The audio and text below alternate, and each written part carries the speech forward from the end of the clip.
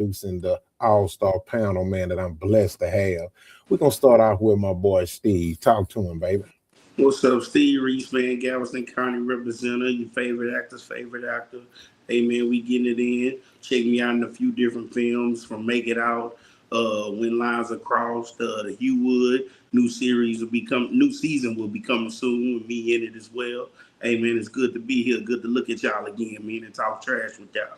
You feel me? So we're gonna go and shoot it on down to my boy Jay, man. We're glad to have Jay back, man. Go on and meet your mic and talk to him, man. Hey, what's up, y'all? Jay here from Jay and Mika channel.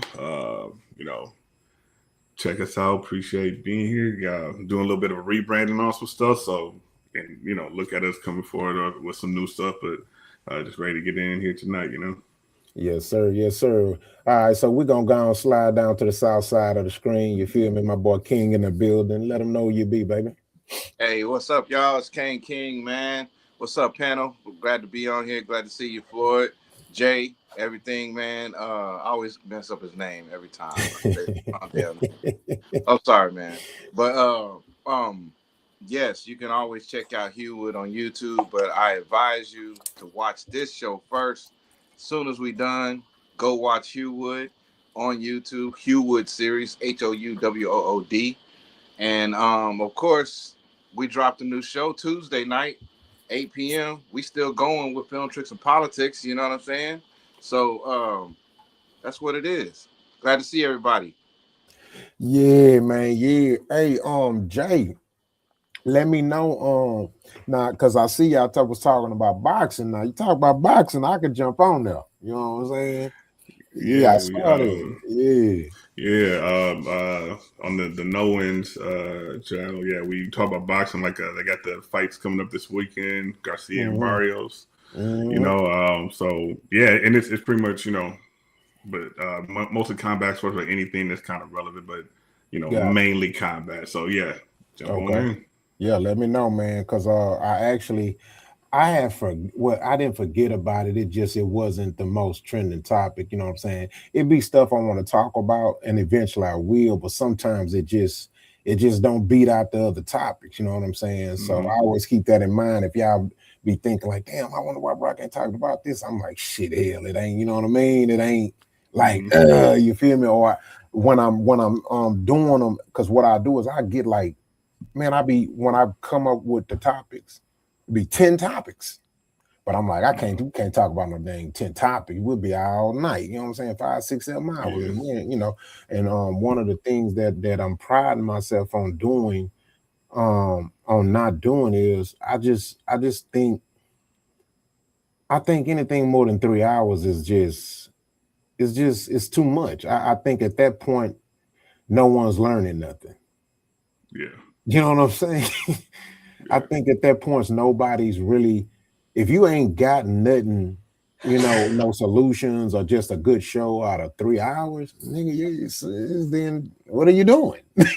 Now, I'm not saying that that's not the case. I'm saying for me, I don't think we need more than 3 hours. You know what I'm saying? It's hard to keep somebody attention for that long. That's why most shows always been an hour. Jerry Springer, Ricky Lake, all that kind of stuff. There's a reason for it. Yeah, you know what I'm saying? So it's like, why am I seeing these podcasts where these shows are so many hours and the attention span of people has gotten smaller? That's kind of ass backwards. But I'm gonna say this though, it's not because people is so in love with reality TV now and seeing people live. Yeah. I ain't gonna lie. It's like, how did America fall in love with watching people eat? Or with the world, rather. Yeah. It's crazy. It's crazy. You know what I'm saying? Everybody just watching people eat. What the hell the junk is this? Crazy, man. But yeah, so but then I guess I can't say sometimes we have 10 people on the panel. I can see it stretching 3 hours or more though, you know what I'm saying? Or more than 3 hours. That's a lot of people's perspective, you know what I mean? So that's why I say I'm not knocking it. Yeah. I'm just saying I just got shit to do. I got down with you, my guy. I'm sorry. Hey man, my stuff always go dead at 2 hours. That's why I ain't never there.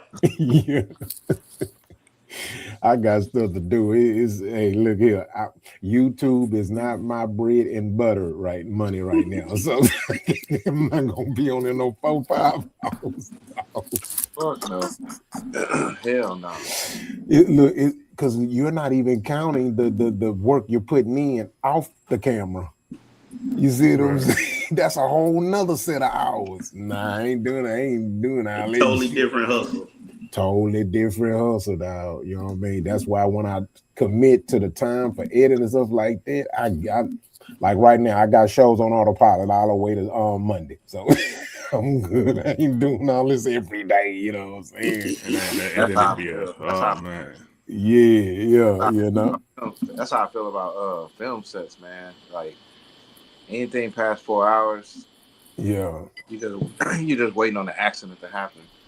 Unless, Mm, unless you like professional pro and you got that money cushion to do that, like yeah. an 8 hour shift or a 10 hour shift. But really at an independent level, filming 3 4 hours tops, man, I'm knocking out probably 2 or 3 scenes Mm, that amount of time. Like what I'm saying, which don't sound like a lot, but it's a lot. that's a lot.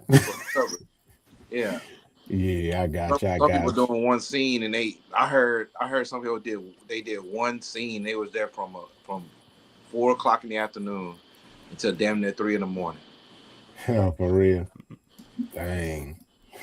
Well, that's what's up, man. Make sure y'all like and subscribe. Make sure you like and subscribe. You know what I'm talking about. We gonna go and get into this icebreaker, man. And I'm here to tell y'all I have a good one today. In fact, I had to fight between which one I'm gonna show. I'm still fighting between the two, but I'm gonna show you this icebreaker because this gonna give about more conversation. It got a little deep meaning to it for me, so I wanted to spit that. Let me know what y'all think. All right, let's see. Mute your mics, Kenfolk.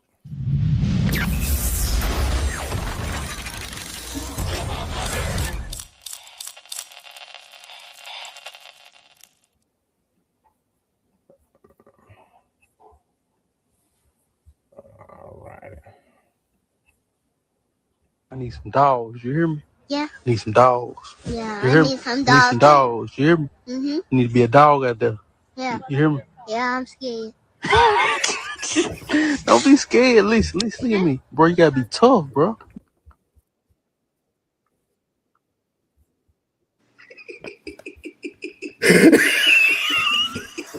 Yeah. Hold on. Hey, I mean the shit ain't funny, but the shit is funny.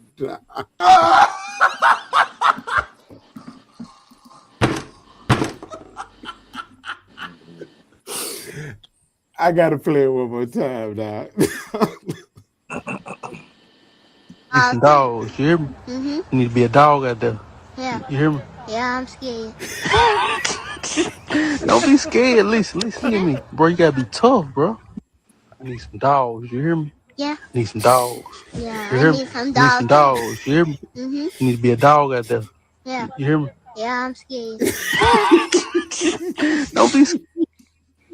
Bro, I sent that to every little league coach this week, and they say, I wish all them kids would tell me something like that. At least he ain't lie. Kept it 100.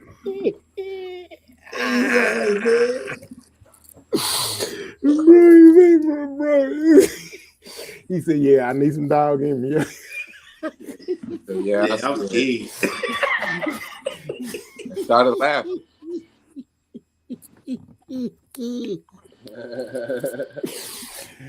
Oh my god. I like that he was real about it. He ain't trying to hide it. Hey, man, I'm scared. But look, oh man, oh god dang.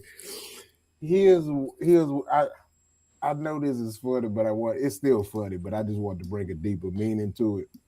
This is the point. This is the point where I tell parents, stop forcing your kids to be who you think they should be. If that was my kid, right, and he would have did that to me after he went on the field and started playing, I would have went to his mama and said, "Baby, we're gonna put him in comedy school or some shit because this ain't for him. This is a born comedian." This is the next Cat Williams. This is the next Richard Pryor. What are we thinking here? We got to rethink this. Because for you, bro, you can't be that young and be that funny, bro, and then not be in your man. That's God work. So yeah, he said, yeah, I need some dog in me. Yes, I do. Yeah, I speak. He was just that comfortable with his daddy to let him know the truth. Hey, Uh-huh. You can tell I'm by scared, the laugh. man. You can tell by the laugh. He saw his daddy's laugh. Hold on, dog. I gotta play it again, dog. You I hear me? need some You need dogs. some dogs. You hear me? Mm-hmm. You need to be a dog out there. Yeah. You hear me? Yeah, I'm scared. Don't be scared. Listen to me. Don't be scared. That's so Oh, man. And he said it with confidence. Yeah, I need some dog in me. Yeah. And I'm scared. Dog, that is the realest, dog. Hey. Man, they need to let him play as long as he wants, but Kim, bro, they gotta start letting this man read scripts. They need to send. They need to put this boy King where can kids? He gotta go to talent agency or something. They need to invest in this kid, bro. He is a born comedian, dog. Yeah, put him in theater. Hey, he got personality if he don't got nothing else, man. Yeah, like please stop trying to make him another football player, bro. That's not for him. He said, "Yeah, I'm scared. I need that dog in me." Look, in my mind, to me, he like, yeah, the only reason I'm playing because my damn daddy wants me to play. That's the only reason I'm playing. Yep. These people about to kill me out here. He like, man, that linebacker, he the bully at my school. You want me? Man, I don't know that. People, It's hard parents. not to try him out. It's hard not to try him out when you played, you know what I'm saying, and they show that interest a little bit. Yeah. Sit down with you and watch the game, and they pick up the football and shit, man. Ain't nothing. That ain't no better feeling, man. Oh yeah. Nah, you supposed to, put them in the interest. Yeah. They gotta try things, but they're gonna. He let me know that. Yeah, he let you know. Right. Yeah. He let you know right there. He was like, Dad, it look good on TV, but it ain't the same when you gotta play. Because that shit don't go away. That feeling don't go away, man. I was scared the whole time, all the way to 10th grade. Shit. Every time we went out to go play, I was scared. I played, but I was scared of them. I'm like, damn. Yeah. I'm about to get hit hard. Why you a filmmaker? That's my point. You see what Yeah. I'm about to get hit hard. I quit, boy. I got on basketball team quick in the motherfucker. I kept rapping. I said, nah, this ain't for me. 8th grade, practice. I played 7th, 8th, 10th, 9th, and then 10th grade, I rocked. I was like, nah. Hey, 20-yard, had to do a 10-yard slant right. Mm-hmm. Rico Blake. That's wow. Terradome area right there, bro. That's Terradome. Yeah, I would have been that dude that hit you and made you stop playing.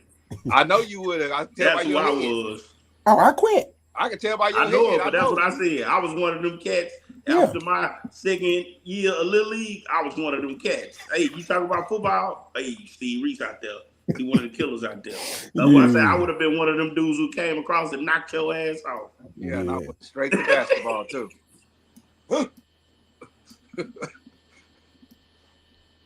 What's going on, Rocky, bro?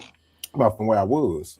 And so my basketball coach ended up telling him, said, oh yeah, he told me, man. He said he football ain't for him. It was 8th grade. He said he ain't gonna play, Kenfo. He ain't gonna play, coach. Just he told me, he's like, Coach, I don't want to play football no more. I just want to play basketball and track. Yeah. That was it, Kenfo. Rest in peace, Rico Blake. Man, that man hit me. Rico Blake, he was the guy he hit. He was bad, man. Nah, he ain't gonna be hitting me like that. He won't get the opportunity. Nah, man. I kept rapping in the hallways. We still rapping don't hurt that much. Yeah, man. But I had to get that out there, man. That was a good one. All right, y'all ready, man? Let's go and get into it. We finna go and get into it right now. I'm talking about some shit.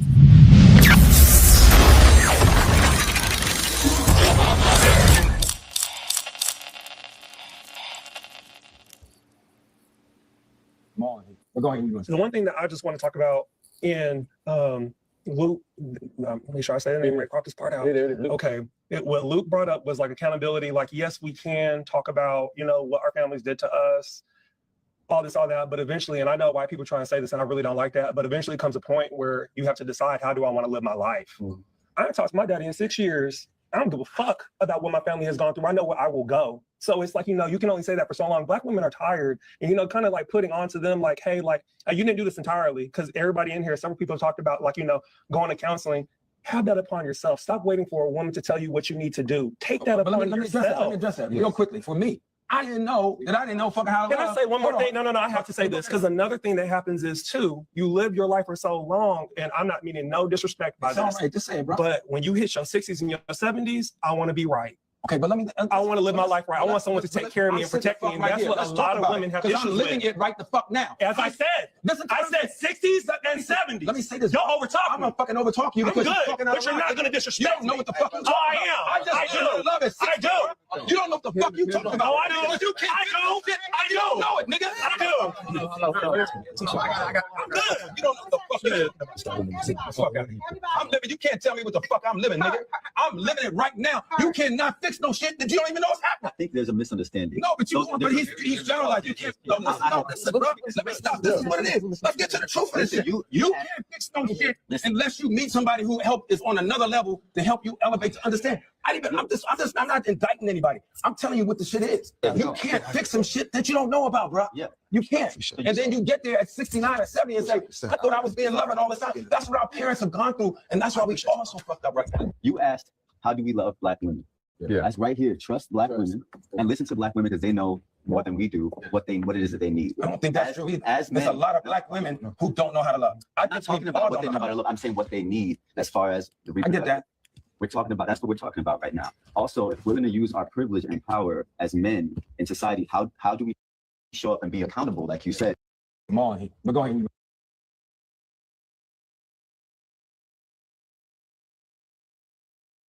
Okay, so this is the reaction. I'm going to play what caused that confrontation, okay? Give me a second.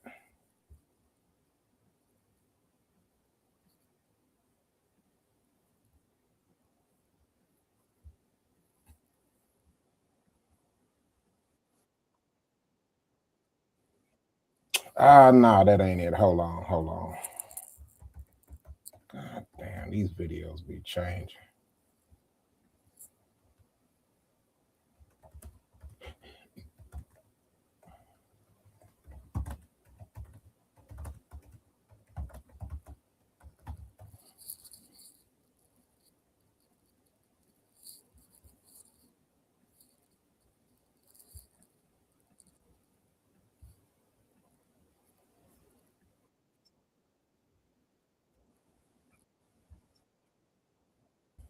Give me a second. I don't know why I'm having a problem finding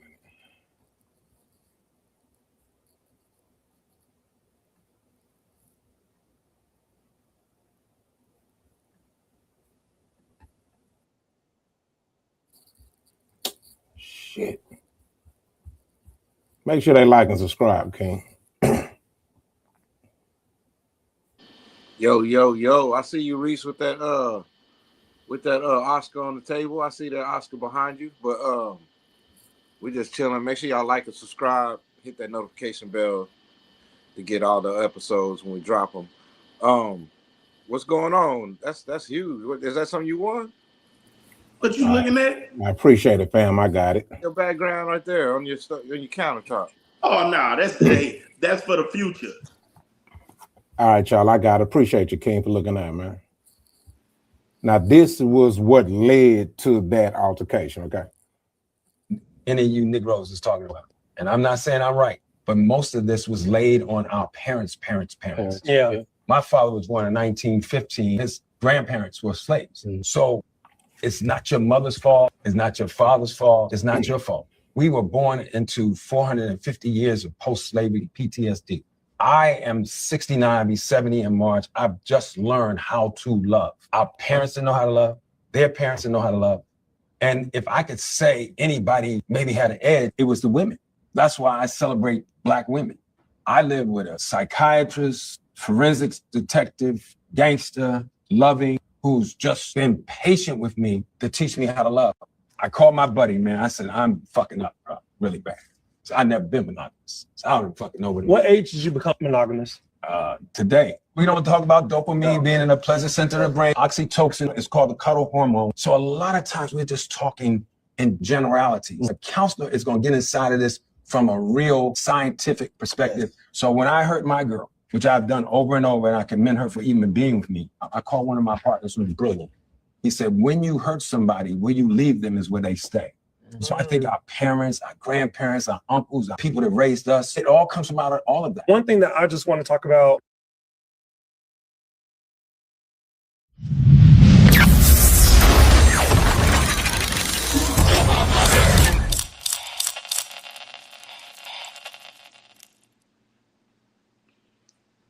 All right, lot to unpack, man. Everybody capping with their 4K camera footage. I see y'all boys. I see we 4K on them boys.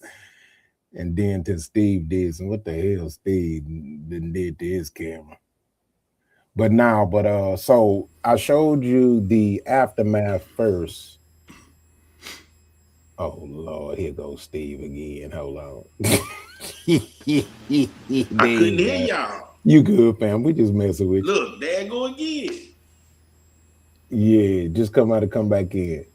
Every time. Oh, we can hear and see y'all. See you. Okay, so what's y'all thoughts on this conversation, man? Ken, you go first.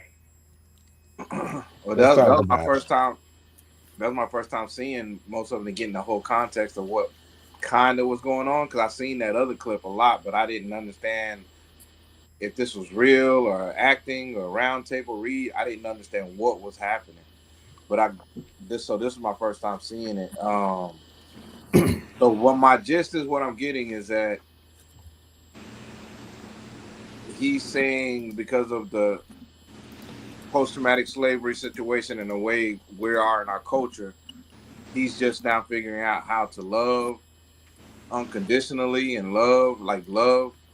And then it seemed like towards the end, he started talking about being monogamous, not knowing how to be monogamous, and he's just now figuring that out. The other cat seemed like he's a little bit feminine, and he kind of talking from the woman as if he is a Black woman, because what it sounded like, what he was coming from, because it was like, I don't know, it just that's where I'm getting from. So I'm gonna chill back a little bit, just get a little more context from y'all talking, man, to be honest. Okay. I mean, I got my opinions on what I'm seeing right now, but I don't want to. Gotcha. That's fair. Put myself out there like that on this conversation, because I really respect Clifton Powell. Actually, had conversations with him. You know, he was going to be in a movie that I was going to direct, so I don't want to. You know what I'm saying? I just want to hear what the whole thing was. Man, I'll speak on it first. I ain't gonna lie, I got love for him too, but it seems like sometimes people always try to blame. They try to go the extra mile to blame something else on their problems. You know, you got a problem with, you know, cheating on your girl and stuff. That got nothing to do with your mama and grandma and the other people before you. This is the decisions you're choosing to make in today. Like, that's all. That's just how I feel. But the other dude is super aggressive and coming from it from a whole different aspect as well. Yeah, that's kind of why I was like kind of hesitant, because I agree with you on that. From what I heard with him was like, I didn't think that end part that he said correlated with the ancestors or anything of that sort at all. I kind of get what he's trying to say, like how, you know, like, because that was a big conversation in my family, was like never getting like a hug, like hugs, like physically hugging, you know what I'm saying? Because of the way we were kind of brought up, it was just really hard and you know, in a certain moment in time. So it's kind of like across the nation of Black folks, that's kind of been like a thing of like really trying to say I love you or I care or give somebody a hug or have that grace. But to try to blame it on like cheating and not being monogamous with your wife, I don't think that that's the same correlation. Especially you being like an actor and you being on movies and stuff. You of course you have that access. That's what you're gonna have women throwing themselves at you and stuff like that. But that comes along with like self discipline. Now, if you want to say you didn't have a father in your life or you didn't respect your father, because that's usually where you get the discipline from, then we could talk about that, Mr. Powell, you know what I'm saying? But being that you're your age, that's kind of ridiculous a little bit, because there's men your age that's been monogamous for 50, 60 years to their wife. You know what I'm saying? Now, I don't know what his wife and their dynamic is, what they got going on, because they, you know what I'm saying? But I agree with you, Steve. All right, so here's my thoughts on it. I think y'all overlooked the whole thing. I think y'all overlooked the whole premise, right? So it what happens in conversation sometimes is like sometimes we'll Hey, we'll can you hear Rockstar? Yeah, I get you. I can't hear yeah, you. yeah, Jay disappeared too. Come back out and come back in. Steve, just come back out and come back in, and then I'll start. Okay, there they go. You can't hear me? Yeah, but hold on, let me. Yeah, It's yeah, that's what I five said. of us. As I soon gotta as remove. Kane got through talking, it went out and I Okay. couldn't hear you. I'm like, what Yeah, nah, the you hell? good. We good. All right. So, Yeah. like I was saying, I think we overlooked the whole premise, right? So, one thing that a lot of us do, and it's purely normal, is when we engage in conversation, especially passionate, intelligent conversation, we may add things in the conversation, but it's not the general synopsis, or it's not the actual topic of the conversation, right? When he brought up the monogamy, that was like an interlude, or that was just an addition, or he was using that as an example of the premise of the conversation. The premise of the conversation was basically he was just talking about how it took him so long before he actually understood how to love. Now, what happened was he wasn't blaming nobody. He never said one thing about uh the new generation. He was purely explaining his mindset from the time that he was born, based on what he personally experienced. He even included how his what he said his dad was born, or dad or granddad was born in 1915. They were actually slaves. He was talking about everything that he saw. He was talking about the racism that he saw and the systematic oppression that he saw. um Here's the problem I have with the conversation. When that dude reacted, it's a lot of things that he exposed. One, he exposed the damage that can happen when a single mom raising a boy to be a quote unquote man. Two, he had no respect for his elders. Three, he lacked total understanding of a mature general conversation. Four, his ass sassy, so that he excluded out that automatically voids him. Five, now all of y'all done talked, me and Keenan talk. He know I am a non-excuse guy, right? Anybody that knows me knows that I don't like this old, us having this old we still slaves mentality, right? But here's the problem that I had with the conversation. I would never, ever, ever, ever expect my elders to have, I would never expect them, how can I say this? No, I'm gonna say this. I will never ever complain about what my ancestors been through. And so when I saw that younger guy talking crazy to Clifton, he was basically disrespecting his elders and everything that they went through. Let me give you a simple example. I say the N word all the time. My daddy never said it. He didn't believe in it. You see what I'm saying? So am I gonna argue with him about the N word? No, because his experience with that word was an experience that I never experienced. So he gonna feel a type of way about it as opposed to me. I have to respect that, bro. And so what I saw with that youngster is he didn't respect Clifton Powell's lived experience. Had And I 40 think years on it. exactly. So he was totally wrong. He was totally wrong because it wasn't about monogamy. He was explaining how you got to think about it, bro. We were the ones. I come from the single mama era. So we were taught to be more soft, more passionate. We were taught to be more loving. We were taught to get more hugs. We were taught to, you see what I'm saying? It's just facts, bro. We're the softer generation. You see what I'm saying? We were spoiled, we were the spoiled generation because our parents didn't want us to have to experience what they went through. You see what I'm saying?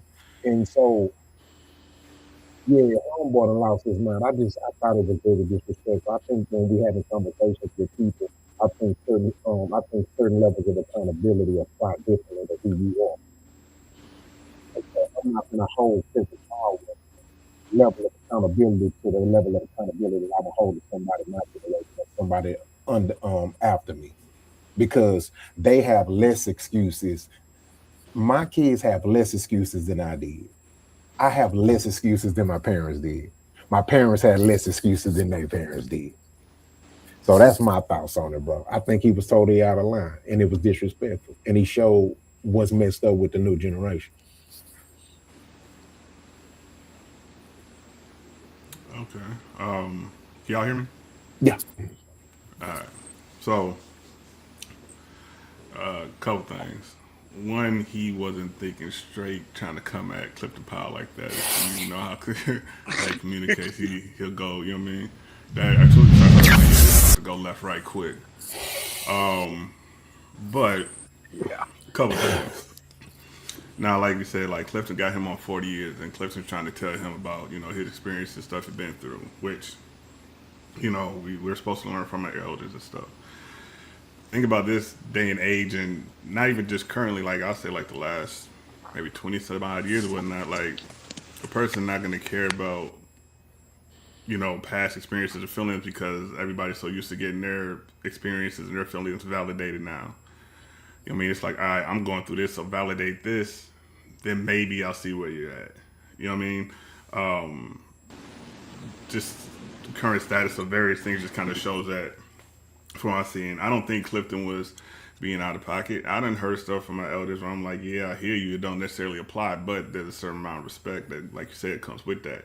Um, the guy that he was talking to, as soon as he started talking, like you could just see he was talking from some personal experience of whatever he had been through, and he was going to kind of amp up like that because he's speaking to an older black guy. He already probably feels away for various reasons, whatever his personal oppression he feels that he's going through.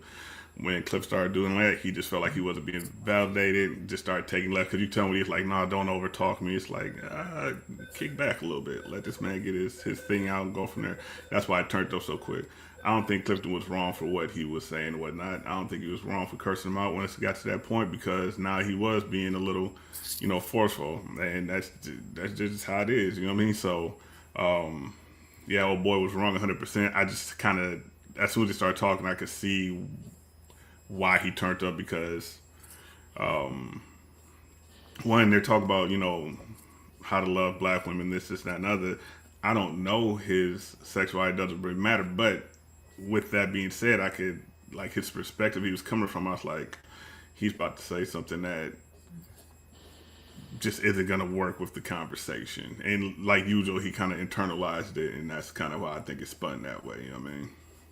Yeah, and it's crazy because when I heard Clifton talking, he wasn't talking from a victim standpoint. He was holding himself accountable. He was saying, "Hey, man, I'm just learning how to love, man." You know what I'm saying? He explained why it took him this long. You know what I'm saying? But then I agree with you, Jay, when he basically, you know what I saw? I'm gonna tell you. You want to know why that sassy bastard responded that way? Now watch this. King J, tell me if you have to make an assumptional guess. Tell me how accurate I may be in that. You want to know what that boy saw across that table when he heard Clifton talking? He saw the daddy he never had. Mm-hmm. He saw the daddy he never had, and it triggered him. That's I what can he see that. saw. And he was mad. Yeah, he saw I his think dad. He either saw that his, or just he saw his dad. He even said that. He said that that's why the I have accountability was so big. Just like, either the man he never had or the man that he never gets accepted by. You know what I mean? As that too. being a man, that type of thing. That You too. know, and that was there's a point that I missed on that. The whole accountability thing that they're talking about, like being able to like love at a certain point. I mean, I don't see what Clifton said wrong about that. He said, I'm 69 and I'm just now really learning how to love on a certain level. Yeah. Yeah, I'm of an age right now where I'm learning how to be at a certain. If you'd have talked to me 10 years ago, it would have been completely different. You know what I mean? So, Cook. like, there was nothing wrong with what he said. Like, that's the whole point of growing up, and you learn how to be, better. You know what I'm saying? I'm 100%, and probably not even 100%, but I know I'm a better man, and I know how to love my woman more now than I was in the Man. past. I know how to, and that's correcting mistakes that you've been through. Boom, you're being accountable for stuff you did before. You're fixing it now. You're Yeah. doing better now. So, that guy, honestly, he just obviously he lacked a lot of love in a lot of areas. So Yeah. he just kind of he won't find a reason to make it make sense to him because he Yeah. has a Because point he's of gonna live a himself. victim. He's gonna play a victim. Jay, you know Yeah. what my child mama tell me, then said to me a few times? She say, like one time she seen me and my wife, you know what I'm saying? No, what me and my ex, and then it was one time she seen with me and my wife where I kind of my wife don't fuss or whatever, but she kind of, I had to, you know what I'm saying, like, hey, you tripping. You wanna know what my child mama said? She said, shit, they don't want to hold you. You see what I'm saying? Hmm. She'll tell me, she say, ooh, boy, they gotta better you. Cause she knows. Yeah. Hmm. So I feel Clifton. It ain't take me to 69, but everybody did. In his era, bro, listen to me. I only saw my dad cry twice in his entire life. And I never seen him really show no emotion besides them two times. And one of them was when his dang wife died. So he was, duh, yeah, he cried. You know what I'm saying? Yeah. So I totally feel Clifton, bro. Like, yeah, man, I ain't always been good at loving a woman or just loving people in general, so to speak, or whatever. You know what I'm saying? My kids always call me mean, what I'm saying? They know I love them, but I ain't I wasn't the super nice guy, but I was always the cool dad, but cool dad could be mean. So yeah. That a lot of that comes from like environment growing up, stuff like that. Like Yeah. even like when me and Mika talk, right, and I'll tell her stuff about me growing up, our past relationships and things like that, and people don't. I know people know it, but like the effect like your upbringing can have on you. Like there's certain things about me to where like you said it, like this generation is a lot more softer, a lot more give me hugs, give me this, and there's nothing wrong with that. Nothing I wrong didn't with grow it. up like that. You know what I'm saying? Like when I grew up, I was like, I'm just more isolated in a way, and that's because of how I grew up. You know what I mean? But now, luckily, being in situations like, and that's kind of like Cliff was saying, I'm learning how to do stuff different now from where I was at then, it don't necessarily make it wrong. It's just that that's how it was back then. That's how I grew up back then. You know what I'm saying? And these kids and things are growing up different. You know what I'm saying? Yeah. My daughter run up to me 5 times a day. Give me a hug, give me a hug, give me a hug. It's a great feeling. I didn't do that when I was growing up with my parents. You know what I mean? Like that's just not what it was. So you Yeah. can definitely see the difference in things. Let me explain. Let me give you a scenario quick and tell me what you think. Okay, so 9 times out of 10, when we're somewhere with our wife or woman, right, in public, right, and we're doing anything, going anywhere, right, vacation, hotel, amusement park, kids, whatever, right. 9 times out of 10, there's no problem, right? There's no problem. Can you imagine being Clifton Powell in the 50s and 60s, going anywhere in public with your woman, and it's normal for you to get disrespected and be little as a man in front of your woman, and you still gotta hope you go home and your woman respect you? That's true. Something to think about that. Can you imagine, bro? You can't even. You gotta think twice about slapping the mess out some racist guy because you know he might take you out a lot, but you still gotta go home and be like, "Hey, is my wife gonna respect me, man? That man just called her, da da da da da." This is normal life. How that sucker gonna sit here and try to condemn him for what you, but yet and still he on the other end whining like a little sis, and he that he a modern dude. He don't have to deal with none of this. He get a whole month to celebrate his pride. Meanwhile, Clifton Powell had to fight for his pride every day and sometimes walk away just to even exist. Imagine when you put in positions on a daily, a weekly, a monthly basis where pride or death. Do I stand up for my pride and die, or swallow my pride and live to see another day? Man, that's crazy, bro. Yeah, that threw me out. That threw me out. Steve, in a rebuttal, in a response agreement. It's a million ways to look at it to me, and that's just how I feel on it. Hey, the youngster was wrong. I feel like just to hey, think about the generations before and say blame your way of loving on them. It's the way you brought it. It's just so many different ways to look at it to me. It's kind of like this, right? Like, for example, okay, so it's almost like say somebody born. Can you imagine it's like a 50-year-old trying to learn how to use a new app. You can't get mad at the man because he having a hard time figuring out how he just getting around to. Come on, man. You didn't have 70 years to learn how to love. Yeah, it be It's a like part where that. you wasn't trying to learn how to love. You was just Nah, living. man. I think you overthinking it, man. I say everybody gonna have their own look at it, bro. Like Yeah, I'm saying, you say I overthink it, but I'm just saying you can only take something so far. yeah. But Yeah. you got to count this into consideration too. This man spent majority of his life Working hard too. working, and working hard, and they got to work 10 times as hard as his competitor. And the price of living in California is not cheap, so you got to work 5 times as hard. You Yeah. still got to pay the same amount of people that the guy that's getting the better gigs doing. You still need a manager. You still need this. You still need, like, you cannot go without them. Him and Denzel were partners, They were partners. but Denzel was faithful to his wife. Yeah. Oh, whoa. He wasn't. No, that's documented. Denzel said that his wife just didn't leave him. He had a better wife. He had a better wife. He got another wife. No, Denzel had a better wife. Oh, so he steps out on her. Yeah, man. Who you think Denzel is?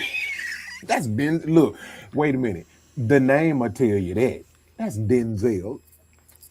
No, I'm gonna have to look that up, man. I'm gonna have to look that up. Yeah, he didn't even say that. Yeah, nah, man. And then that's known in the industry. I'm surprised you don't know that, King. Heck yeah.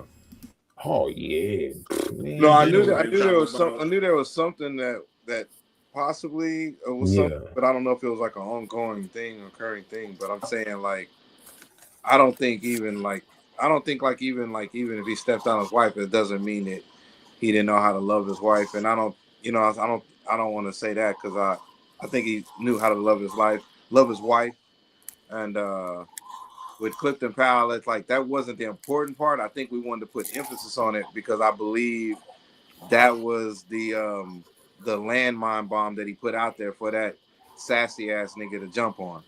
Because that's what he jumped. That's what the sassy cat jumped on. He was ready to jump anyway. He jumped on that to like trigger him to go as Mm, disrespectful as he wanted to go. yeah. You know what I'm saying? That part of the thing. Yeah. What triggered him was he saw his daddy who hurt his mama. That's what happened. That could be You a my part daddy. You hurt my mama. thing. He was real. I do Nah, think it takes. I do think it takes a journey and a little while to like learn how to love, and especially like no. if you with somebody a long time, you gotta learn how to love somebody like every single day a little bit. You gotta learn a little bit better every year. I think that's there. You know what I'm saying? But I do agree with the sentiments of Steve of like that's an awful long time to figure out when to stop fucking around. You know what I'm saying? So, No, but see, that's what I'm saying. See, y'all, this I See, I'm not explained. saying mess No, no, no, around no, no, either, though, no. bro. Yeah, I was I'm gonna not say saying that they that be was out here y'all living this picking that piece messed and up making life that the with women. totality. we That didn't was make nothing just in totality. We just talking why about you that keep one little bringing it piece up to make it then. funny. We But just you, talking about that one little piece to make it funny, bro. And nobody talking about the totality. Your point still stands. It's still there. uh, Yeah, that's why I was just saying, just in God that, damn. it's just like, come on. God damn, nigga can't even talk about what the nigga said. You Damn, know what I'm saying? the nigga told us that he stopped fucking around today. He said, when did you stop being monogamous? He's today. That nigga said it. I didn't fucking say he it. didn't say that. Look, go replay the motherfucking tape, nigga. I'm doing Yeah, replay the motherfucking tape, nigga. Replay. I'm talking like Clifton Powell right now. Replay the motherfucking tape, nigga. He acting like Too Pinky. Oh, we funny. played it one more time. Replay the motherfucking tape. That's what he said. That's what the nigga said. Shit. That's what he said. Shit. Let me drink my motherfucking yak. Drink my motherfucking yak. Hey, Hey, don't King, come around this King. motherfucker to 10:30. I Cutting don't them get Hey, up to motherfucking motherfucking corners. 10 o'clock, Rock. nigga. Rock cutting them motherfucking corners too quick. God damn it. Spilling my motherfucking but yak. look, King is funny. Y'all mimicking that because you seen what I put on the thumbnail, huh? I had to put Pinky on the thumbnail. I love you, Clifton. You're a great actor, but I had to put Pinky on there, man. Crazy ass, man. Man, make sure y'all like and subscribe, man. Come on now. It's 15, 16 people in here. I only see so many likes. I need all 16 of y'all. Click the like button right What, now. I'm looking at it. Please click the like button what right was his now. name in Dead Prez? I can't remember. That's who's gonna come get Mother your ass. Cuddy, Cuddy. nigga. Cuddy Oh gonna yeah, come get cut it, Cuddy, Rock. cut nigga. it. Cuddy gonna come get your ass, Steve. Yeah. Nigga, Make I sure know. you, You seen? I was just talking about him in what's a Minister Society, yeah. Oh nigga. yeah. Don't come around this motherfucker. That's right. You did say that. Don't come around this motherfucker at 10:30, nigga. Shit. Yeah, but now that was a good conversation. Also, man, if you want to join the channel, man, please click the link. I got book. You can book a chop it up session with me. Also make sure you join the channel too as a member. I will send you some free merch. You know what I'm talking about? We're gonna read a few chats real quick, man. Shout out to Mr. Dwayne Coleman. He say, "What's up, man? Everybody, let him know what's up." All right. And then we got another one that says on Denzel Washington and his wife, and they've been married since 83. Yes, indeed. Yes, indeed. Shout out to that power couple. You know what I'm talking about? Also, man, if y'all got something to say and you want to join the panel, that's the link. The link is in the comment section. You feel free to click on it. Let me know if you want to get on. If you do, I'll see you. I'll pop you in. You know what I'm talking about? Yes, yes, yes, sir. All right, y'all, man. That was a good conversation, man. Good insight from everybody, man. That was interesting. You know what I'm saying? So Yeah, that was dang. But that's why I put it. I said I think this was gonna bring out some good things, man. We was pretty much all in agreement. So you know what I mean? Yeah, we read through it. We also through it. Yeah. All right. So let me pause. Let me get rid of these links. All right. So man, mute your mics. Let's get into the next subject, y'all. Banner.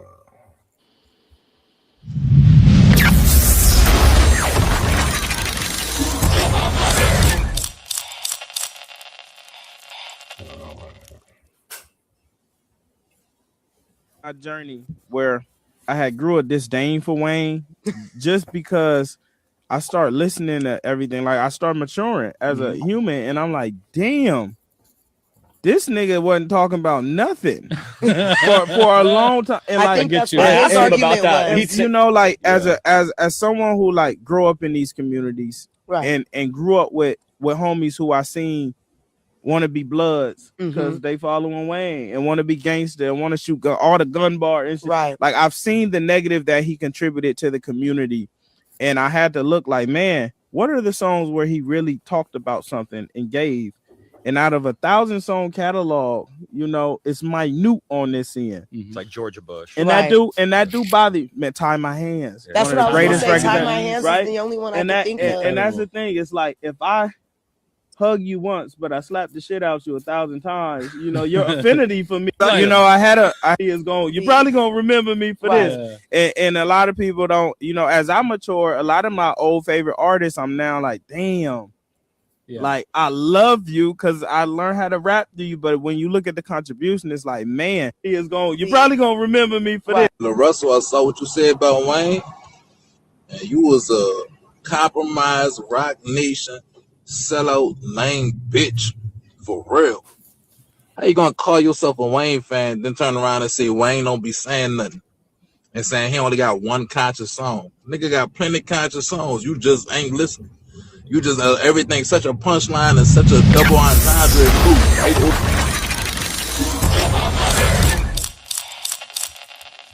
All right, so basically, this got hot quick. The popular West Coast rapper La Russell, he did an interview, and he was basically the conversation ended up about Lil Wayne and other rappers, and they was asking about the state of music, and he basically said that, you know, he loved Lil Wayne. He's a hell of a rapper phenomenon, but he said as he got older, he realized Lil Wayne wasn't really talking about anything serious. So I want to know what y'all thoughts on it, man. Do y'all agree, disagree, and why not? No, Wayne wasn't no Tupac. When he rapped, he would not know Dear Mama, you know, Brenda's Got a Baby type rapper where he telling stories and stuff like that. He really is spitter. To me, one of the hardest verses that I've ever heard in my life came from Lil Wayne. So for him to say that, kind of go the other way, because he didn't have songs where he appreciating everybody who did something for him, you know, everything, you know, on his albums. But he ain't, you know what I'm saying? He not a conscious rapper. That's not his thing. He don't rap shit like Kendrick Lamar or no shit like that. He do him. And let him do him. There's a whole lot of rappers I ain't heard never say nothing conscious. Conscious from Future to all kind of niggas. Like, come on. Like, what are you really basing this off of? So that's just where I get it from. But I have heard Lil Wayne for longer than that little dude have. So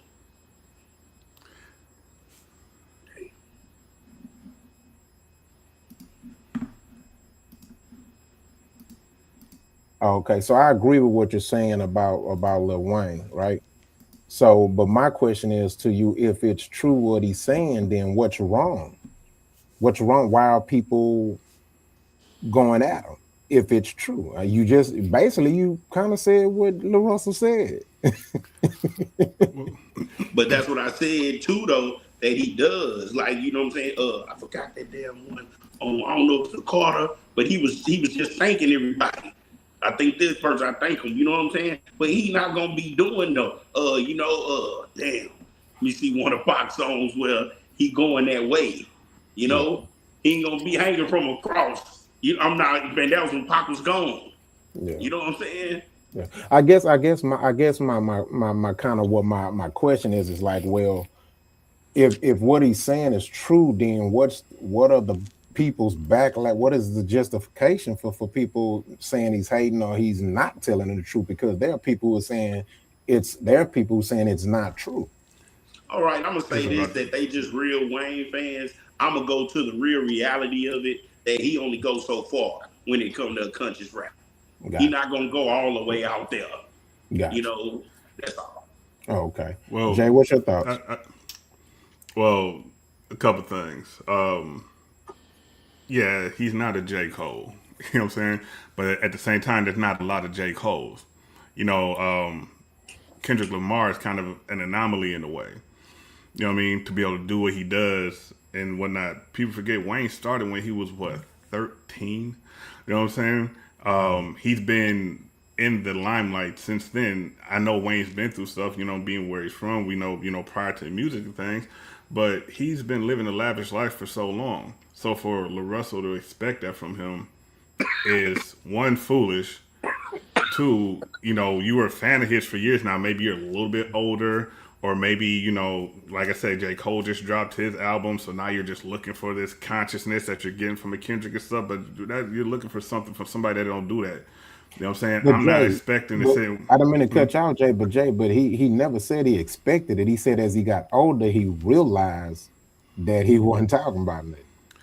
It's not that he's not talking about, but I think he's just doing that to have a talking point. You know what I'm saying? Because the thing is, you listen to one Wayne song, two Wayne song, three Wayne songs, you pretty much understand what he's talking about. You know what I'm saying? But him being a rapper and him going, it's like, yeah, Wayne don't say nothing, and I can name a ton of other ones that don't and a ton that do. Why are you sitting up here at this point want to point out something that we've known forever? You know what I'm saying? Like even his bars don't make sense sometimes, but they weirdly do. You know what I'm saying? Like Wayne's just one of those type of rappers, but I just think he was trying to make a talking point, and that's cool. So again, based on what you just said, if it's a conversation, you can't hold it against him for that conversation coming up. You never know what you're going to get. These questions you're going to get from the interview, right? And anything can come up, or the conversation can go anywhere. I'm saying if it's true, then what is him being wrong about telling the truth? I mean, you know what I'm saying? Because I know I am a Lil Wayne fan, right? But I agree, Lil Wayne ain't. I don't want to hear Lil Wayne when I want to hear something conscious, but then at the same time, so let me give an example. So let's say somebody say the conversation about Common and popular music, and I'm gonna be like, oh yeah, I'm gonna be like, I love Common, but I don't want to hear Common in no goddamn club. If you play Common in a club, I'm probably gonna leave. Okay. If I love Kendrick Lamar. If you play Kendrick Lamar in the club, I'm probably gonna leave. I don't want to. I want to hear Future. I want to hear Drake in the club. I want to hear. What club are you going to? What you mean? I'm going to a club where you jamming and it's dancing and some good music and some. And they ain't got no Drake or no Future. No, I said. I know what you said. Don't mess with you. Oh, you threw me out. But you get what I'm saying? I don't want to hear no. I don't want to hear no Yasin being in the club. I don't want to hear that. Not in the club. Bro, the only people who have ever had songs that are conscious that you can jam in the club is damn near Tupac. That's the only one.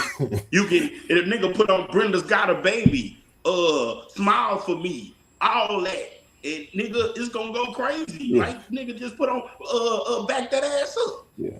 But again, like Jay said, he's an anomaly. So my point in saying it is this: why, if I say Common don't make good club records, why would somebody want to trash me for telling the truth? He don't. It doesn't take away from who he is as a conscious artist. So why is it that he's getting flack for saying Lil Wayne don't make good music? Because don't nobody want to hear you talk about Lil Wayne. Let me chime in when I It's just like can. Beyonce got the Beehive. I do want to chime in on this. Yeah, go ahead. I can come in. Okay, yeah. So I'm hearing. Hold on. I'm hearing y'all. I'm agreeing with a lot of what y'all saying, the sentiment of it, but and even listening to LaRussell. So I'm gonna take it as I'm gonna do things in a general way. I'm gonna make this like one big fat swole lip. Okay, I'm just talking in general. I look at I want to look at LaRussell, and I don't know much about his music, but I'm just thinking of the vibe of what he come. I'm looking at him as like the leader of this new kind of rapper, this new kind of idea of what a rapper can do with his career. I'm looking at it like that, just a prototype. When I look at that and I hear him saying what he's saying, it makes more sense to me because even as I'm doing it, I'm using the same filter as I'm listening to y'all. And I know everybody on here gonna relate to me as soon as I say this. Y'all gonna be like, oh, hell yeah. So the thing what I feel like LaRussell is doing what a lot of these newer generation rappers do is that they negate history. They negate the historical value of hip hop eras. There are eras in hip hop. There are certain people that were famous or superstars in those eras for reasons. Jay touched on it a little bit. Dude been in the business since he was 11, 12 years old as an artist. Started becoming a superstar in his like older teenage years and stuff like that. He was already a superstar with the bling bling and all those things. Uh, Lil Wayne is the first fucking rap superstar, rock star superstar to me. He just that's who he is. So Lil Wayne came in the era that was there was a little bit of an era that came right before him. I'm gonna land my plane here in a second. There's a little era that came right before him, but that era is the era that ushered all of it in, which I call it the MTV era. I don't know if y'all ever watched MTV before. The MTV era had all these spring breaks and every fucking race of people dancing and hanging out. It was the wool over the eyes. There's no more racism. You hear it in Lil Wayne's interview talking about he didn't deal with racism. He had too much money. He had seen too much shit.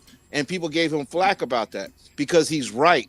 In the world that he was living in, he didn't have to worry about any of those kind of things because the MTV world was putting on this world for all of us that there was no racism, that everybody's cool, kumbaya with spring break. We got the MTV awards. We're giving out the astronaut. Okay. My point is, Lil Wayne didn't have to be fucking conscious. He didn't need to be fucking conscious. He was a fucking superstar as what he was. And that's the thing that you new fucking rappers don't understand. You think that you're a superstar because you got the lyrics, you got the dance moves on TikTok. You're not even the one doing the dance moves. There's somebody else doing the dance to your song and blowing it up and getting the stream numbers. But no, this nigga was culturally a superstar. He was known for his metaphors. He was known for breaking down a word and using it 4 or 5 times differently in one fucking lyric. That's what he was known for. And he was spitfire. He was just rapid spitfire. Like he was the essence and spirit of fucking what hip hop was in that era at that time. So he didn't need that, LaRussell, and you know that. That's why you were a fan. So yes, as you're growing up, and I do agree that you're maturing, your mind maturing, you start listening to what he really saying. You're like, oh damn, he really wasn't saying anything that should resonate with what LaRussell's message is now for a lot of people to be good people and stuff like that. But that's not the temperature because Rock brought it up. I don't want to hear no fucking Common in the club. Hell no. But we had Common and we had Lil Wayne and we had the Brand Nubians, and we had LL Cool J, and we had Puff Daddy, and we had R. Kelly, and we had Jodeci, and we had Silk, all these other groups to filter out what we didn't want to hear. You know what I'm saying? Hey, that's part of my history, bro. That's part of my history. Hey, y'all enlighten me. But the point is LaRussell the gospel rapper dude? No, you're thinking about Lecrae. Oh, Lecrae, all right. Oh, you see, I had to make sure. That's Lecrae. Yeah, that's the gospel rapper. I'm like, I don't know who the hell this dude is, so let me make sure I don't got him with the wrong person. That's all. He's going through stuff right now because his career is kind of flailing. Now let me get some push. Let me give some pushback on it. I think we, and that doesn't mean you can't. I'm just saying what I think. I think we're being too personal with the artist that's saying it. Me, I just hear the message, right? I don't think that this man should be villainized for expressing his musical opinion on an artist, especially one that he actually is a fan of still to this day, right? If I say Lil Wayne was never a conscious artist, then I'm not gonna get that flag. But because he's La Russell, he is. So I think that kind of sucks. You see what I'm saying? Because I'm saying, think you would get hold that. I on, think you ain't would get nobody that gonna flack in the conversation. I think you no, would I get that. won't. Ain't nobody gonna come on here talking trash to me, talking about you got you. Ain't nobody gonna take personal shots at me. Yeah, Because I'm not famous. Right. So that's what I'm saying. It's like, dang, why? It just sucks when people that are notarized can't have. It's almost like if you famous, you can't say a movie bad on the interview, right? They're gonna get trashed. Oh, he said something. He didn't like that movie that a black man made. Like, man, what's trash to me? Just because I'm a popular actor or a popular person, I can't like and not like movies. You know what I'm saying? You could like and not like it, you're still gonna get the same flag, though, praise or negative. And that's the point. And to me, I think that's what we're doing to him. Me, I'm just looking at I'm looking at the authenticity of what he said as far as I didn't do that to him. It's not a person. I'm not. Did I say king? You said you think that's what we doing to him. You just said that. You said that's what we doing to him. It's people on the YouTube, bro. You think if I say we, I'm just talking about y'all? Hell yeah. Then stop taking it personal, nigga. Hell yeah. Hell yeah. Well, let me land then. Take it personal. You can take it how you want. You can fix some cereal with it. Now, like I was saying, I'm just focused on the message, and I'm like, I don't see. Okay, because the people that, and then the man explained himself well. That's what's blowing my mind. He said, if you compare how many songs he got to how many songs that like as far as that's non-conscious and how many songs that are conscious, is a minimalist. I get it. I love the example of if I slap you 1,000 times but I kissed you twice, what you think gonna happen? I get it, right? You know what I'm saying? I don't see nothing wrong with that. You know what I mean? But have you ever heard of a backhanded comment though? Yeah, but I don't think that's what he's doing. I think he was being totally honest. I think but he was being it's still in the realm of a backhanded comment. You know what? Let me stop. It's still in the realm of a backhanded comment. I didn't want to go there because one thing I don't want to do is shit on one of my favorite artists. But I'm gonna go there since we're gonna play this game. The man talked about killing, doing drugs, sipping, leaning, gang banging. Shut the fuck up. So what? People talking about it right now. Still, there's other artists you can listen to. There's other artists we can listen to during that time too. But we're talking about. But you're not. But Lil Russell's not going to get on here and shit. But Lil Russell's not going to get on here and shit on Lil Wayne's career and what he was doing. How many times and what he needed to do? Let me tell you something, King. You never know if you go on a nationwide interview run. You do not know what they're going to ask you. It doesn't matter, bro. We watch it every day. That there's an interview that go viral because somebody asks him a question and it end up producing a lot of energy and volcanoes. Russell has better words. Russell has very eloquent words. He could have found some better words. Also, now you want a grown ass man to hold his tongue like a broad. That's what you saying now? Nigga, I'm a broad. That's what we saying? The fuck? Just because I said nigga can use find some better words. Just because I said nigga can find some better words. The little media. Media thank you, Jay. Thank you, Jay. Media training. Some PR media training. Yeah. Thank you, Jay. Nah, I'm not. Thank you. Put some respect on Lil Wayne's name. You ain't got to worry about me because I ain't. If somebody asks it's not something like down on what you're saying. It's just basically saying like as you say that, La Russell, add on the context of why Lil Wayne wasn't doing conscious music. Add on the context of why he was. Don't just leave it. Don't leave it hanging like he just. Carter The Carter 2 was out here trying to just as destroy hard as the the Blueprint community, or any of that. Steve, ain't like he was just out here to destroy Steve, the community. Did I once say? Yeah, take a break. Take a break. Think about it. Think about it. Whoa. Say that, run that back again. I said it's not like he was out here trying to destroy the community. He didn't try, but he did. Did Lil Wayne destroyed it by himself? God damn. God boy, it's some fronting going on this camera, boy. God damn. It's some real crazy. Boy. Most rappers that can be applied to most rappers, even the KRS One at point. Jay, you prove my point. Jay, you prove my point. Yeah. See what I'm saying? Yeah. What did I just say? It's some. We don't know. We don't know what you said. Can you sit here and say that this man did not hinder a generation? No, his generation is the biggest drug users ever. I'm sorry, as parents. Oh, it's a whole generation before that was telling them how to cook crack. I'm not gonna blame no artist. Let me ask a question. Hold on. Let me ask a question. Let me ask a quick question. Listen, see, they did Jimi Hendrix destroy a generation? Did Jimi Hendrix? Because Jimi Hendrix stayed high, lacing acid in his headband, stuff like that. Every aspect of music or any type of medium, at the end of the day, there's negative aspects. It's not all positive. You know what I'm saying? It don't have to be judged. It can be infidelity. It can be, you know what I mean? So I get what you're saying, but you know, Jimi Wayne Hendrix along with his Jimi Hendrix ain't have no 20 songs talking about smoke cocaine, smoke cocaine. He had about a Are good you fucking 10. crazy? What? What? What? He did not have every song talking this about. This nigga had a whole album called The Fucking Psychedelic Experience. What the fuck you talking about? But the kids didn't know what that mean. They didn't even know what that word was. Come on, they talked in code. White horse. Bro, do you know I didn't know what the word white horse meant until I was in my late 20s and my mama told me? Are you serious? I didn't do coke. My mama didn't do coke. But they knew what it was.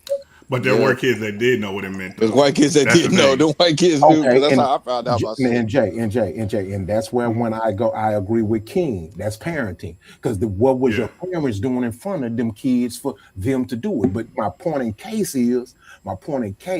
let's be real. I had good parents. But Kenfo, you can't sit and tell me Tupac ain't have a positive and a negative influence on me.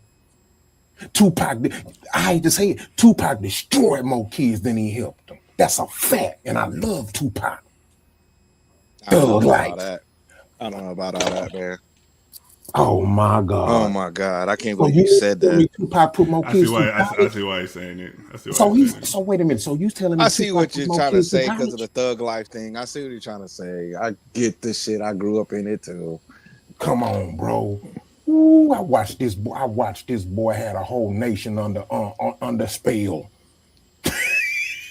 That boy had a whole nation, bro. Didn't nobody even have tattoos into Tupac. I got my tattoo because Tupac had a tattoo. Give me a tattoo right there. Yeah, right there. Damn. And we talking about somebody I love too, but I ain't gonna take away the actual facts. Tupac got more niggas locked up and killed than he did in college and saved. That's a fact, bro. Niggas got more niggas talked up than. See, you playing semantics. Come on, man. Jay, see what he doing, Jay. See what he doing. We talking about music. We talking about artists. I didn't know y'all was taking it like that. Damn, that's fucked up. I had a single parent and everything. I was a latchkey kid. I'm the poster child of a latchkey kid, and I came out all right. I know I'm individualizing like a motherfucker right now, but god damn, I didn't know y'all took it like that. God, bro, it's Kenfo. Bro, music is powerful, bro. Get Sexy Red ass out of here. Get Sexy Red. She's catching it straight too. God damn it. If Lil Wayne catching it straight, she catching it fucking straight. You could have brought up Young Thug. I would agree with you then. But Kenfo, think about this. If the bigger the artist, the bigger the negative impact too, Kenfo. So you can't say that this ain't true. Yeah, but you picked on the top top 5 artists of all time. Yeah. And just tried to bring something on him. You can leave that shit. He not even making music no more. He just Right. going around doing rock shows and shit. Let that man go. Talk about some of these other niggas, man. But you, I bro, know what we you can't saying. tell people what to talk about. I know what talk you about saying, every bro. day. But I'm just saying, some people you can't speak on, nigga. You See don't what I got mean? the fucking track Thank record you. to You speak just on exposed them. my point. You just exposed my Damn point. right, You Steve. taking You it damn personal. right. It's Damn a right. personal thing, and this is what kills me, bro. We Some niggas you personal. can't speak on. There you have it. I rest my case, y'all. But see, I love Tupac. But I love both of them, nigga. But the difference between me and you, Steve, is that if somebody say something about Tupac that's true, I ain't gonna trip on it. Yeah. But you tripping Tupac on became a whole nother nigga when he got on death row. See semantics. Yeah, he became again. a whole different. Here we go, semantics. Jay, come on, bro. You see this, Jay? They find justifications, but when it come to they Lil Wayne, you know what? I mean, honestly, I think part of it is that Russell trying to kick Wayne Lucy down also. Who down? Wait a minute. What'd you say? Say that Wayne. again. Say that again. I mean, Russell trying to, do what he's doing. Wayne is not seen as the same Wayne as before right now. So he's trying to. Jay, he's in stone. What are you talking about? He's in stone. No, I'm not saying he's not in stone. I'm just saying if you're going to go at a Wayne right now, it's the best time to. Right now, for somebody coming up with this is a good time to do it. Honestly, if I was coming up and I was a rapper right now, and in this era of beef and stuff, if I'm gonna shoot at somebody, Wayne would be the perfect person to shoot at right now. To be honest with you. Now, Jay. Now, see, this is where I gotta bring ignorance in, right? And I'm just gonna respectfully to y'all. Didn't I tell y'all this was an interview? And questions was asked that came up where he answered it. So I gave y'all the premise. So why are we saying this? If y'all want to go watch the whole interview, then cool. It does change stuff because what I'm saying is there was no ill intent. First of all, he was the interviewee. He didn't come with the damn questions. You don't have to have premeditated questions. You don't have to have premeditated. You don't have to have premeditated questions to feel like it's a no. You don't an have attack or not attack. No. It's not. You don't have premeditated answers. Y'all act like this man came with I'm gonna say something about. Would you feel different if it was 50? Huh? Like say 50 said something like that, knowing how methodical 50 is and how he plans stuff out, he could have something preloaded like, hey, boom, I'm gonna do this. You know what I mean? Like we do see that all the time in interviews. People have stuff in their head. You ask the right question. Let me drop this off on you right quick. You know what I'm saying? Yeah. If it's true, then I respect it. That's what I'm saying. I feel that. If it's true, then that makes sense. Yeah. That's all I care about. For y'all to sit here and say what that man is saying not true, it doesn't negate. Nobody said he wasn't true. Nobody said it wasn't true. You just threw some words in our mouth. I'm not talking about that. I'm not talking about that. I'm saying why is LaRussell being jumped on because he just spoke his truth? And he didn't because he's not putting the whole context of the reason what he's saying. He's not putting the whole y'all context. Didn't watch the whole interview. He don't got enough. You just showed the clip, nigga. That's a clip. I watched the whole interview. That's what's that's good for you, Rock. This is why I watched the whole interviews, bro.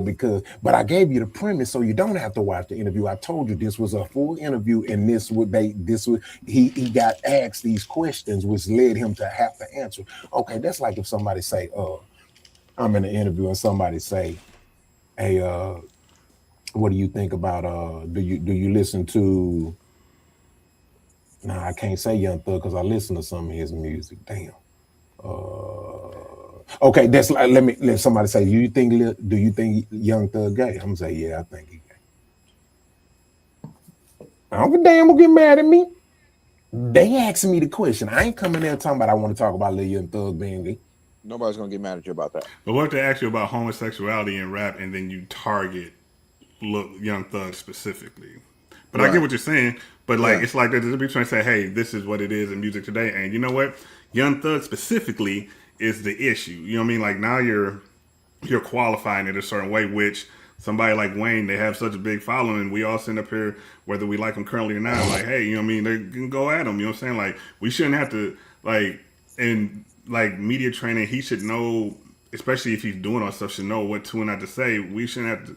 You get what I'm saying? Like it's like, all right, and he knows invoking Wayne's name is going to bring something. Like that's like in politics, you invoke a person's name, you know what comes with that. He could have just Yeah, been but like, "Hey, music now is not as I conscious." don't think that's everybody's intentions, bro. I think that's disingenuous. Just assume that that's his intentions, bro.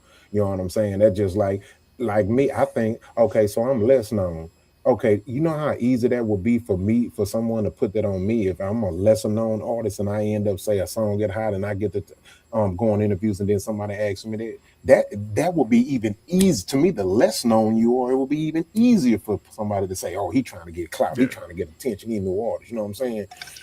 I don't think nothing's wrong with somebody being honest, and I think, you know, me as an artist, one of the things that I've always been proud of is that I have no problem with somebody truthfully analyzing my music. Because at the end of the day, everybody not gonna like me. Look, my shit whack to somebody. My shit is whack to somebody. That's just life. Don't My analyze music me is after it been a life. hit for 15 years. That ain't, bro. What do you mean? It's still somebody who ain't never liked Lil Wayne. Everybody don't like Lil Wayne because we do. True. What are you talking about? I ain't no Jay-Z fan. When I seen they put him as number one, why I want to go hurt somebody? You know, I said the same thing. The number one rap in the world. What? Ooh, Now was I would so... say businessman in the rap world, maybe, but Yeah, rapper, never in a day. exactly. You know what I'm saying? So, you know, the shoes. Rakim in my top 5. But some people look at me like I'm stupid. Bro, I come from the Big Daddy Kane, Big Daddy what in my that other top little 10. nigga was, I got a fraud with a in a solid Big Daddy cold Kane in ball. my top 10. You know what I'm saying? I come special ed. I come Yeah. from the throwbacks. You know what I'm saying? I'm like, bro, it's some things you Yo, just can't say. say, when I used to ride down Homestead jamming Method Man, and them boys just look at me like, man, take that shit out. They was looking at me crazy, dog. King, they was looking at me like, man, I don't want to ride with this nigga, man. I know they was. I know they was. I know they was. That's how I was back home when I started listening to DMX. It was the same way. For real? What's the scientifical into the Actually, like, they was like, what's all this nigga, barking turn this shit off. Want to go to algebra class? Kinfo, my homeboy And you know, was it's a like, million people that'll say that DMX was harder than a million people that was in the industry. He's my number one rapper all the time. I couldn't listen to that shit. Shit, I was a DMX fan. I can listen to that right now. I ain't never barked that much in my life. I barked. Man, I was just barking. Nigga turned into a whole pit bull in the car. I couldn't get enough of DMX. I ain't gonna lie, that's how Big Pokey used to have me, man. For real. Ooh, Big Pokey. Yep. Fighting the mic. Hurt. I'm a G. Yeah. For real. You ain't lying, Kinfo. All right, so man, that was some good stuff, man. Make sure you like and subscribe, man. We see y'all now. Look here, I need y'all to click the like button. Click the like button right now. We're giving y'all good shit. You know what I'm talking about? Hit the like button again, goddamn. All right, man. Let's go and get into the next topic, man. Mute your mics, fam.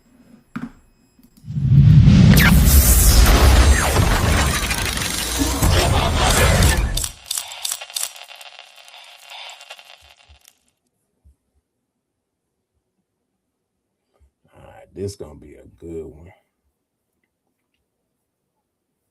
Steve, can you hear the video? Because I know you're away from the mic. I just want to make sure you don't miss the video.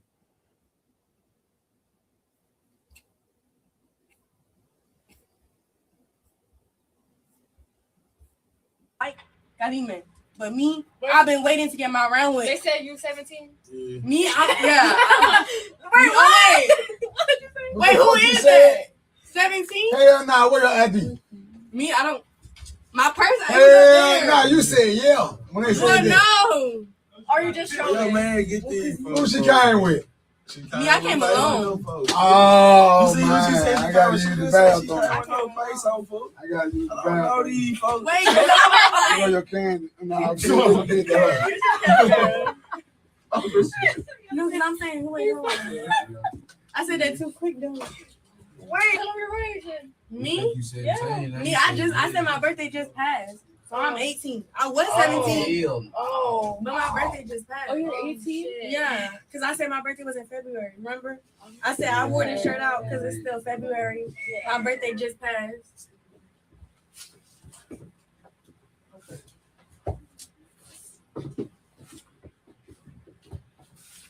Okay, let's take a shot. Can we play music or something? I know. Play some music. Play some music right now.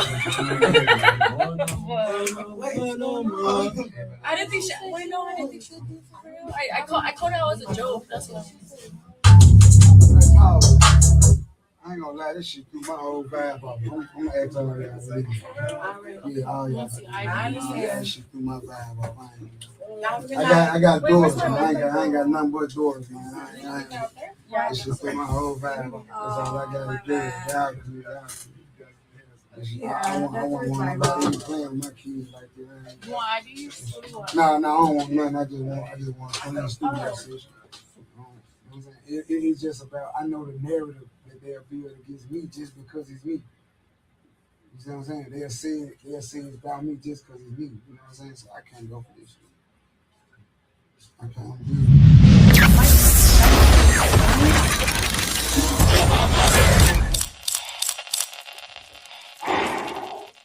Okay, so this was a studio incident where Finesse 2 times out of session and one of the girls accidentally snitched on themselves. And from there, the vibe went totally down. Air was deflated, and kudos for Finesse 2 times. That was a beautiful thing. He protected himself. I think that he needs to do a better job of preventing having to protect himself, because if they would have never heard her say it, if that engineer had for whatever reason paused the music at that time for them to hear that, who knows what the news would have been a week from now. Rockstar, if that nigga look at the ground too hard, the police pull up. That, yeah, any of them rappers. That's all I'm saying. Hey man, you doing to the police to the ground? That motherfucker get in trouble for nothing. For nothing, man. Yeah. Man. Yeah. Man, yeah. we got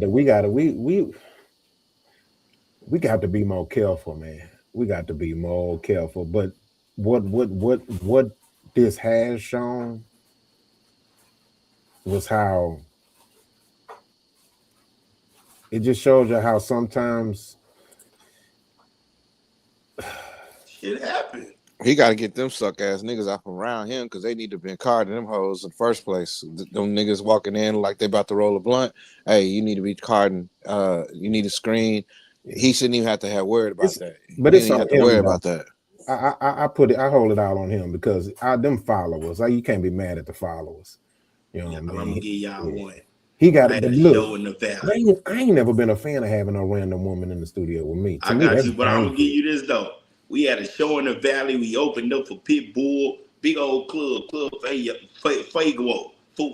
something like that, in the valley. Nigga, wall to wall. We doing autograph signings, everything. When we got to the truck, all the girls trying to get in. We took a few. We got back to the room. The girls say, "We go to school together." The other one say, "Oh, y'all gotta get the fuck up out of here."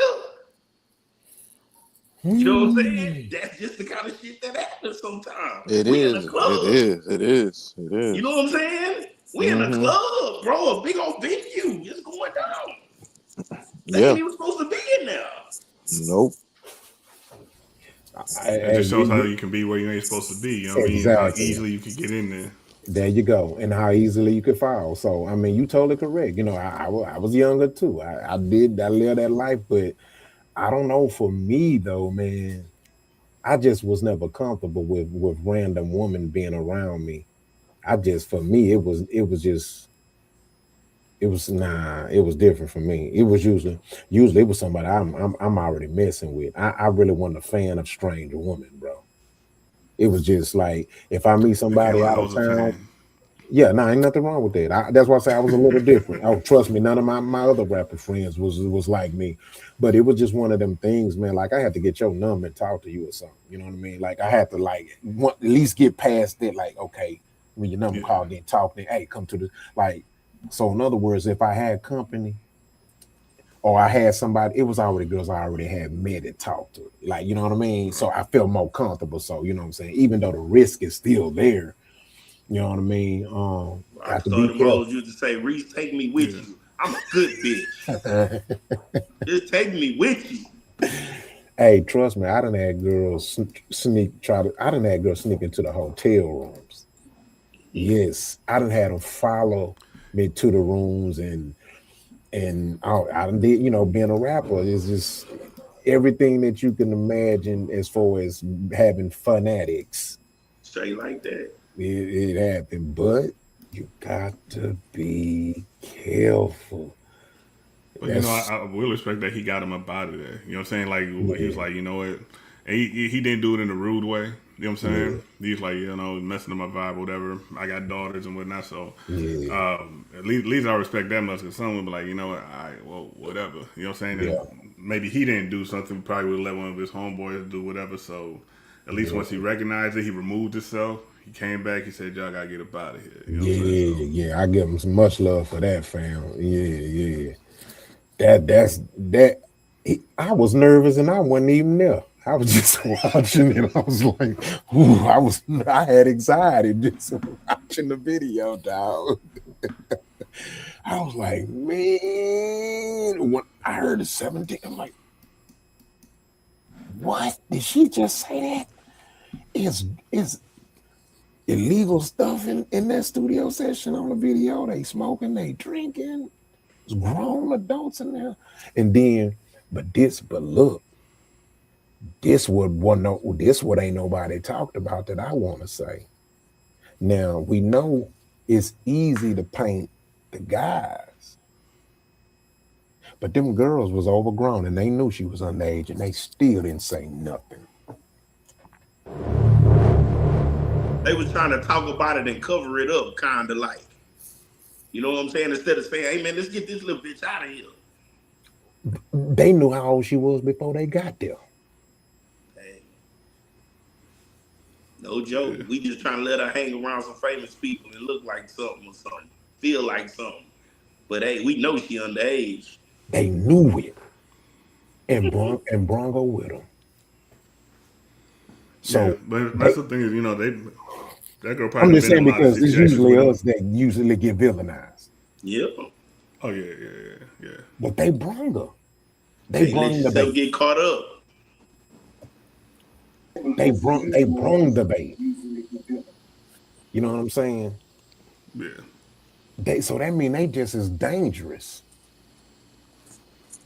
So for all y'all parents out there, it'd be oh, that's just her friend. Her friend might be put her in the most dangerous position than any guy. That's a fact. Ooh, because sometimes they be more lenient with their daughter home girl. Got out here hoeing. Got out here hoeing. Well. Hoeing at 16. If it had not been for the Lord, I wouldn't have had another bitch come into my life. Show my daughters this video. I'm gonna pause it. I'm gonna point out who every person is. That nigga right there acting like he engineering. He ready to fuck. That person right there, he a homeboy. He gonna roll the blunt. He gonna walk in and out of the door. He ready to fuck. Those girls are sitting on the row. Only one of them gonna act like they don't want to fuck because that one of them want to be the girlfriend, but the rest of them they ready to be ran through. That's what's gonna happen. That's what they call comfort girls. That's what I'm gonna show. I'm gonna show her exactly who they are. Don't be that. Don't end up being them. Don't end up being them. Mm-hmm. Yeah, my daughters ain't got have no room for none of that shit. I'm good. Because even if you trying to be the yeah, my bad, Jay. No, I was just saying, like my daughter's like the way I talk now. I be like, you know what? Yeah, I know that little girl 7, 8 right now. I can always tell she ain't shit. So keep her away, like dead ass. Like you know what I mean? Like, you can just tell certain stuff. You know what I mean? So you can tell by the parent. The parent stuck like, oh yeah, we ain't gonna be around this kid too long. Yeah, no. Oh man, so parents, y'all worry about them guys. Better check your other friends. Cause I caught that anything you said, Rock. Cause my thing was off, but yeah, them girls knew that they knew a couple of them were too young. They been doing that. Ooh. Those be the very ones that be, well, she said she can get home. She said she can get home, and something go wrong because you left your homegirl. Yeah. You put your homegirl out there.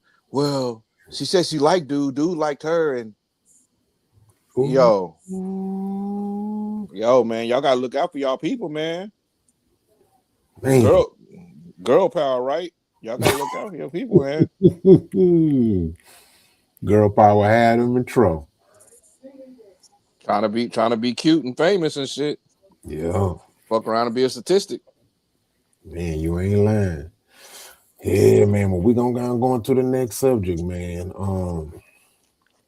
Let's get into it. Mute your mics.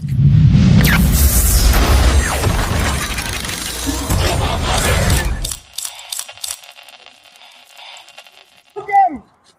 Look at him. If I would walk on public property, bitch ass nigga, I ain't no immigrant. They go black. Take some. Touch me. I want you to. Oh, okay. Y'all mad. Y'all some whole ass niggas. We kill shit broad day, face clear. Come on, cuz. Get behind that line. No, I good. You good. Yeah, I know I am. Nigga, what the fuck you gonna do if I was? You good right there, brother. All right, then shut the fuck up. Shut up. Shut up. Shut up. Bitch ass nigga. If you ain't had that badge on, I'll beat your ass. Take your shit and pop you with it, nigga. We do that shit. Nigga, nigga, boss gonna spit on y'all still. You're gonna talk my feet. I'm talking. You're gonna get arrested. I'm talking. Who? Spit in my feet. This makes no sense to me. Absolutely no sense. And these officers.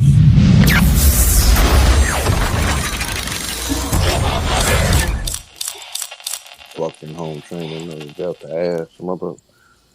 All right. So the question that I have, and I posted it in the comments, is when do the cops have a right to beat your ass? When do they have a right? Never. They do. Never. They never have a right to do that. But goddamn, if one is needed, if they need to make a mistake, that is the one time we will look away. That is the one time. They need to hire all the racist cops to be right there because this is your perfect opportunity. That was the perfect time to do it.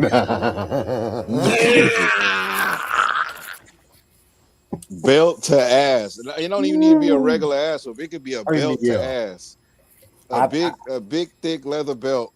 And I could just wear his ass. Get your non-home training ass. Hey, bro. Bro, listen to me. An individual in Texas has the right to defend himself if you get in within 3 feet of him. I think that if a civilian has that right, the cop should have that right as well. They're not going to do that shit here in Texas or Florida. Oh, no. They're not going. You're not. That has to be somewhere else. That cannot be here. That cannot be. Bro. He was just talking, though. Jay, he almost kissed I don't think it was right. What are you talking about? He almost kissed him. No. I'm saying as far as like he was doing the most. Yeah. But no. Yeah, listen, Jay. It's on. No, it was reckless. It was reckless as hell. I will say it was reckless as hell. But at the same time, when you were a federal agent, you were a cop. Yeah. Then arrest him. You know what I'm saying? Just arrest him. But Nah. He was asking for ass whooping. I don't think it would have been fully justified. Yeah. So wait a minute. He comes in your face this close, verbally assaulting you, And you gonna tell me that ain't justification? Listen, Jay, in It's Texas, not. hold on. Listen, in Texas, if someone gets within 3 feet of your space, you have a right to legally defend yourself. What make you think a cop ain't gonna get away with it? Because I'm not saying he won't get away with it. I don't think it's right for it to be done, though. That's what I'm saying. Okay. If we Same. start holding cops to the same standards as civilians, then we're really fucked. They're supposed to be held to a higher standard. They're supposed to be held. That's their occupation. They're supposed to be able to sit there and do those things. So we're saying that we're holding police to the same standards as civilians, so that if a civilian is in a moment like that, and the cop can't have the wherewithal to be like, you know what, then that's going to lead to just more people getting messed up and shot and everything. You know what I'm saying? That's what I'm saying. I can see that. You know what? I mean, that's fair. It's fair. I just wish they beat more of the right people and less of the wrong. I was gonna say, if one molecule of spit get on me, it's on, my nigga. Cop or not, it's on. That's But all I I'm feel saying. you. I feel you though, Rock. I feel that. We need to shuffle up the right cop, the right Yeah, scenarios, man. the right. You need an ass whooping. You need an Yeah. ass whooping. You know what I'm saying? You're cool. You cool. No, bro. Two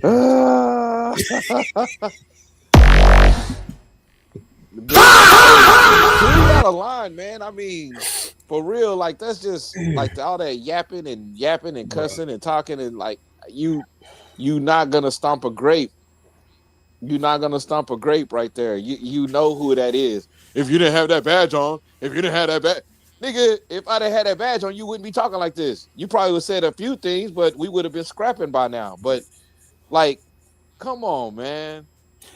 I guess He needed a punching bag. He needed a punching bag for Christmas. This is how I see it, right? And this is why I say it just goes to show you where we have selective outrage and we pick and choose, right? Because I don't think if he was getting robbed by 4 gangbangers that he would have that same energy.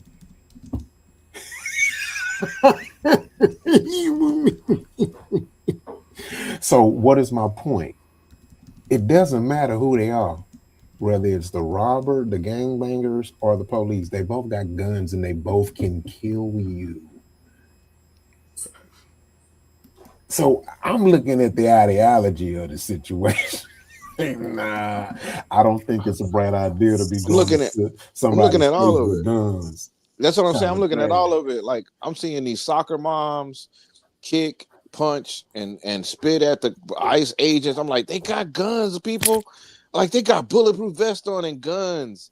Like literally telling you who they are. And I'm like, y'all crazy, man. I mean, that's crazy. Like to talk like that. I mean, I don't know what that was proving. I don't know. He had a battery in his back. Yeah. But kiddos, that is poor home training, man. That's poor emotional intelligence. Even if you feel like you in the right. Yeah, that's pure insanity. I mean, I think that's borderline insanity, man. Yeah, he needs some help. That young brother needs some love. He needs some hugs. They have guns. They got guns, nigga. They got guns, bro. Like, they got the judicial law behind them and everything. They got guns and they got guns. They got the IA behind them. They got the guns behind them. They got the judge behind them. They got the law behind them. They're part of the They're part of the executive branch, bro. You can't mess with them. You can't do that. You can't do that, man. Yeah, man. Y'all like and subscribe. Please leave these ICE people alone. Mind your business. Let them do their job. Just like you don't want nobody interfering with your job, bro. You know what I mean? Let them do their job, man. With that being said, we're gonna head out, man. We're gonna go and let King let him know he is and what to go watch after the show. Hey, what's up, y'all? King, man, thank y'all for watching that. My mama's house and sticking around and checking that out. But you can go watch Hewwood right now. Hewwood series, episode 1, 2, and 3 is up on YouTube right here as you watching this show right now. But hey, next week. Next See week. you. All right, we are out. Peace.